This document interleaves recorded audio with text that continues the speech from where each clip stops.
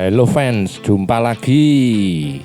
Ya, timnas Indonesia U17 menelan kekalahan telak 0-4 dari Brasil U17 pada pertandingan penyisihan grup H Piala Dunia U17 2025 di lapangan 7 Asperzone Doha, Qatar, Jumat 7 November 2025 malam waktu Indonesia Barat atau Sabtu 8 November 2025 dini hari waktu Indonesia Tengah. Pada pertandingan tersebut, timnas Brasil U17 tampil dominan sejak awal laga dan berhasil mencetak 3 gol di babak pertama sebelum menambah 1 gol lagi di babak kedua. Adapun pencetak gol Brasil adalah Luis Eduardo di menit ketiga, gol bunuh diri Putu Panji di menit 33, Felipe Moraes di menit 39, dan gol keempat Juan Pablo di menit 75. Kemudian untuk posisi klasemen di grup H terkini adalah peringkat nomor 1 diduduki oleh Brasil dengan poin sempurna dari 2 kali bermain. Kemudian nomor 2 diduduki oleh tim Zambia U17 dengan poin sempurna juga dari 2 kali bertanding. Dan posisi nomor 3 adalah Indonesia U17 dengan 0 poin namun memiliki selisih gol lebih baik yaitu min 6 daripada Honduras di posisi keempat yang memiliki selisih gol min 10. Lalu apa kata para fans? Yuk cus! Hanya 0-4 dan melawan Brasil yang perkasa. Anak-anak Indonesia ini luar biasa dan saya harap mereka bisa mengalahkan yang terbaik di dunia suatu hari nanti dari seorang Malaysia. Saya rasa perbedaan antara Brasil dan Indonesia tidak sebesar yang terlihat karena di era sepak bola modern saat ini, Brasil dan negara-negara kuat di Eropa tidak lagi mampu mendominasi sepak bola modern seperti dulu. Salam dari Uzbekistan. Bangga banget sama timnas U17 Indonesia. Anak-anakmu keren banget. Kembalilah lebih kuat untuk pertandingan terakhir dan raih 3 poin. Tetap semangat Garuda Muda. Pertandingan itu jelas menunjukkan perbedaan level. Tidak mengherankan jika lebih banyak gol tercipta. Mengingat usia Esteban yang bermain untuk Chelsea, ada banyak pemain yang bisa menjadi pemain berkelas di kelompok usia U17 Brasil. Sebagai orang Thailand dan sesama warga negara ASEAN, saya sungguh mengagumi Indonesia.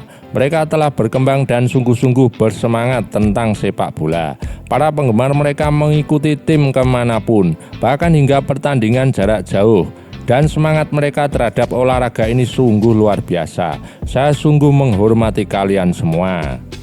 Mengapa Indonesia tidak menggunakan pemain naturalisasi? Masih ada harapan bagi timnas Indonesia. Meskipun kalah 2 kali dari Zambia dan Brasil, kalian bisa menebusnya di babak final melawan Honduras. Kalian adalah Garuda Asia dan siapapun yang mencapai tahap ini bisa kembali dengan kuat. Fokus saja dan yakinlah bahwa kualifikasi masih di tangan kalian. Sedangkan untuk Brasil, seperti biasa, Samba sedang menari-nari di turnamen ini.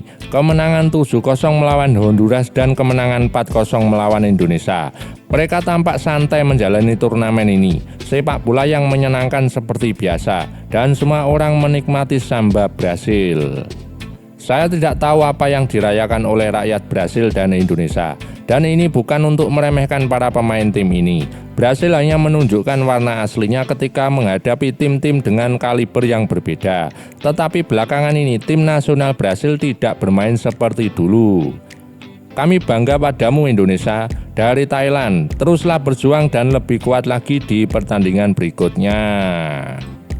Kiper Indonesia sudah melakukan yang terbaik. Dia akan menjadi pemain masa depan. Pertahanan timnya terlalu lemah. Selalu diberi peluang emas oleh beknya untuk Brasil. Bahkan kiper kelas dunia pun tidak bisa menahan serangan seperti ini. Gol terakhirnya gila banget buat U17 bro.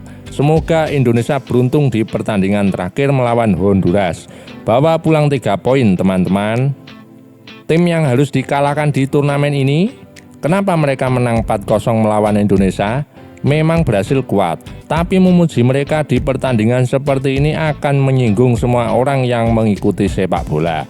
Kita akan melihat Brasil melawan tim yang sedikit lebih tangguh.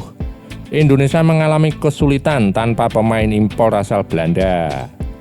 Hal terhebat bagi Indonesia adalah banyak suporternya yang mau datang meskipun tim nasionalnya selalu kalah.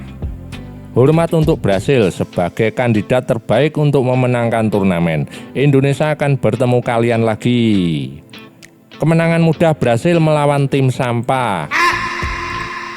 Indonesia hendaknya memberi makna tersendiri terhadap keikutsertaannya dan berusaha semaksimal mungkin memperoleh pengalaman baik. Saya pikir Indonesia mampu menahan tekanan dengan sangat baik. Tim U17 Brasil saat ini adalah yang terbaik. Hormat yang sebesar-besarnya kepada supporter Indonesia. Brasil memang hebat, tapi hormat pada Indonesia, mereka tidak parkir bus. Supporter paling setia di Asia, angkat topi. Buat ketua PSSI, nonton dulu match ini. Betapa jauhnya kualitas sepak bola kita dengan negara-negara yang sudah maju sepak bolanya. Jadi jangan mimpi ke Piala Dunia lah kalau pembinaan, sistem dan lain-lainnya masih kacau balau. Pemain-pemain Tarkam masih pada adu tinju daripada main bola. Mau gimana bisa maju sepak bola di sini? Bahkan untuk membobol timnas U17 Brasil hanya butuh 2 menit. Sulit memang tanpa berakselerasi dengan 5-6 pemain keturunan di starting 11. Apalagi ini Piala Dunia. Tapi tetap lebih bagus kalian daripada U20, U23 kemarin yang cuma menang gayanya aja. Lawan sepadan Indonesia itu Honduras karena Honduras dibantai Brasil 0-7 dan dibantai Zambia 2-5. Nah, kalau sampai nanti kalah sama Honduras baru itu namanya kebangetan. Satu pemain Indonesia U17 telah tercatat namanya di papan skor dalam pertandingan melawan Brasil U17, yaitu Panji.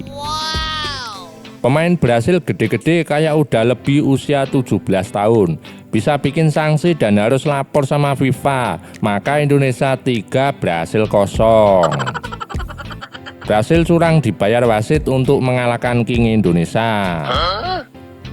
Brasil akan kalah dengan Indonesia bila disuruh baca Al-Quran dan hafal 30 juz. Malaysia masih jauh untuk mencapai level yang sama dengan Indonesia.